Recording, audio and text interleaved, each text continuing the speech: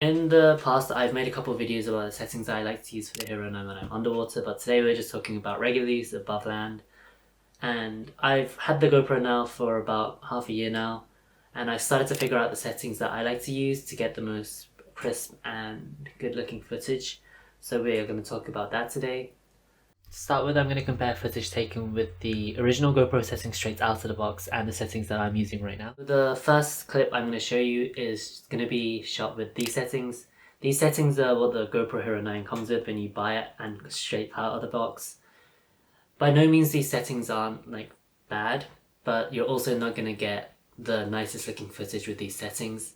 If you want to make your footage look closer to what the GoPro like promotional videos and stuff look like, you're going to have to change the settings up in the Pro Tunes. Anyhow, let's take a look at the footage with the original GoPro settings first.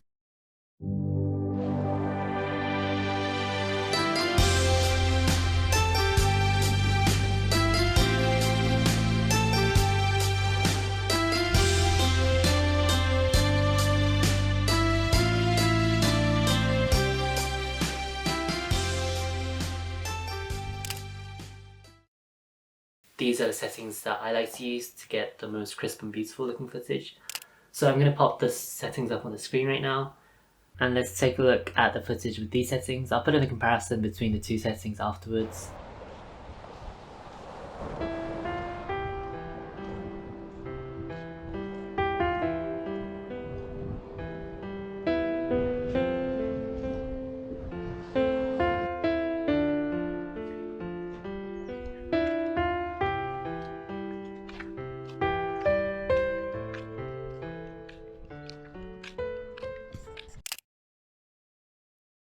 Now this is the side-by-side comparison between the two clips. I'm going to pause the video in certain spots so you can see the difference.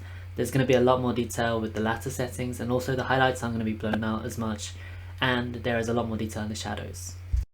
The thing about these settings is that you want to base your GoPro off of these settings, but you also want to change them a little depending on the condition or like the purpose of you filming, I guess, with the GoPro.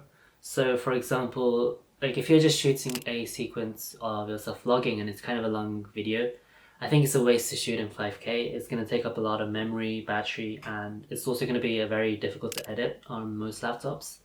So you only want to use these settings for the most cinematic or the like movie cuts of like part of your videos, I guess. Or if you're like using it as part of your job, or if you're using it as part of a work and you're selling your footage to someone, then you obviously want to make it look as good as you can. So you want to use settings similar to this.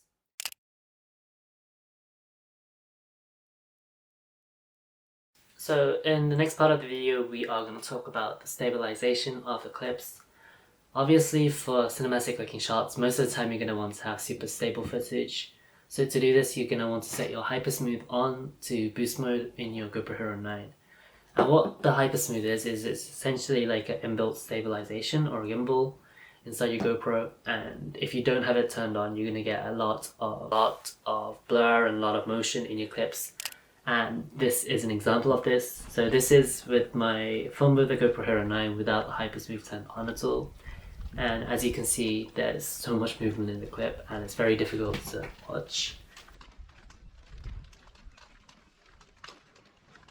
And the next video is filmed with the HYPERSMOOTH turned on to the highest setting, which is boost mode. And I'm walking at the same speed as the previous clip, but as you can see, the GoPro works super nice. I think the HYPERSMOOTH works best in good lighting. When you lose light, it starts to not work as well. So you want to stick to the daytime when you're using the HYPERSMOOTH. But honestly, I feel like this is one of the strongest points of the newest GoPro. The stabilization is really, really good. You can also add stabilization after you film the clips in programs such as DaVinci Resolve. I have a video of how to do this on my channel, so I'm going to link that in the description below and put it up down here somewhere right now. But essentially what it does is it acts as like a stabilizer on the video after you filmed it. So if you forgot to have the HYPERSMOOTH turned on, there is a little bit you can do in post-production to try and make it look better. So the first clip I showed you without the HYPERSMOOTH turned on is very blurry, but after putting it through stabilization in post-production, it looks like this. So even if you haven't had HYPERSMOOTH turned on before this video, you can recover some of it. Or if you ever forget to like turn it on or something, then you can always do a little bit of stabilization in program.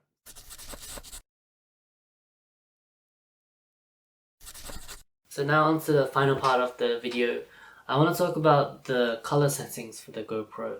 There's two modes on the GoPro Hero 9, or well, the other GoPro models too actually. You can film in GoPro Color and GoPro Flat.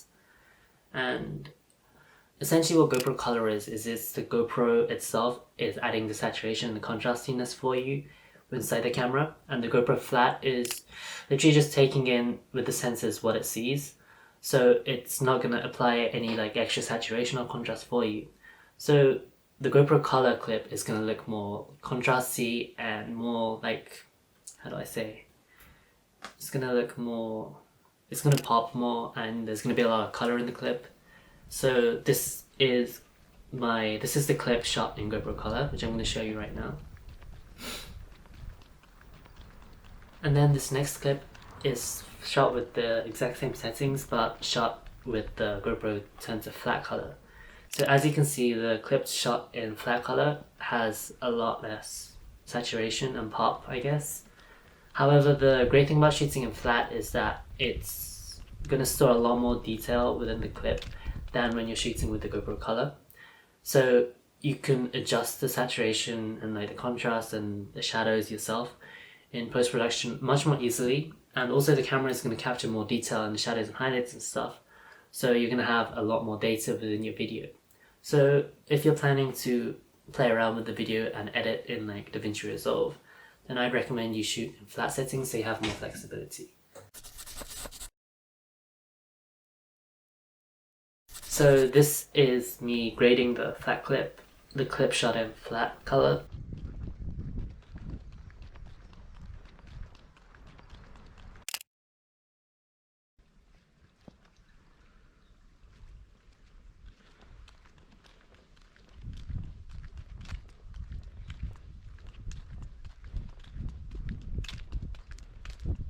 So thank you so much for watching all the way through, and I hope this video helped you out. And if it did, please consider liking and subscribing. Also, I post a lot of my GoPro videos and photos on my Instagram, so please consider following. I'm gonna link it somewhere like right here, I guess. And yeah, as always, I will see you in the next video.